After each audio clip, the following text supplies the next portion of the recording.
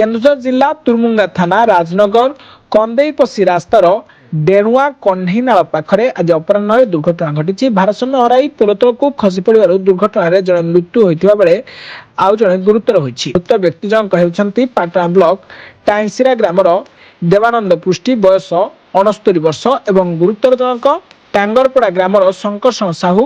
ଗୋଟେ କାର ଯୋଗେ ଦୁଇ ଜଣ ତୁର୍ମୁଙ୍ଗାରୁ କାମ ସାରି ପାଟଣା ଅଭିମୁଖେ ଫେରୁଥିବା ସମୟରେ ଭାରସାମ୍ୟ ହରାଇ ପୋଲ ତଳକୁ ଖସି ପଡ଼ିଥିଲା କାର। ଦୁଇ ଜଣ ଭିତରେ ଚାପି ହୋଇ ରହିଥିଲେ। ଘଟଣାସ୍ଥଳରେ ସ୍ଥାନୀୟ ଲୋକେ ପହଞ୍ଚି ଦୁଇ ଜଣଙ୍କୁ ଉଦ୍ଧାର କରି 108 ଆମ୍ବୁଲାନ୍ସ ଯୋଗେ ଜିଲ୍ଲା ମୁଖ୍ୟ ଚିକିତ୍ସାଳୟକୁ ସ୍ଥାନାନ୍ତରିତ କରିଥିଲେ। ସେଠାରେ ଥିବା ଡାକ୍ତର ଦୁଇ ଜଣଙ୍କୁ ଦେଖି ଜଣଙ୍କୁ ମୃତ୍ୟୁ ଘୋଷଣା କରିଥିବା ବେଳେ ଅନ୍ୟ ଜଣେ ଗୁରୁତର ଥିବା ଆକଳନ କରିଥିଲେ। ପାଟଣା ଅଞ୍ଚଳରେ ଦୁଃଖର ବାତାବରଣ ଖେଳି ଯାଇଛି। ଲୋକଙ୍କ କହିବା ଅନୁସାରେ କାରଟି 20 ଫୁଟ ତଳକୁ ଖସି ପଡ଼ିଥିଲା।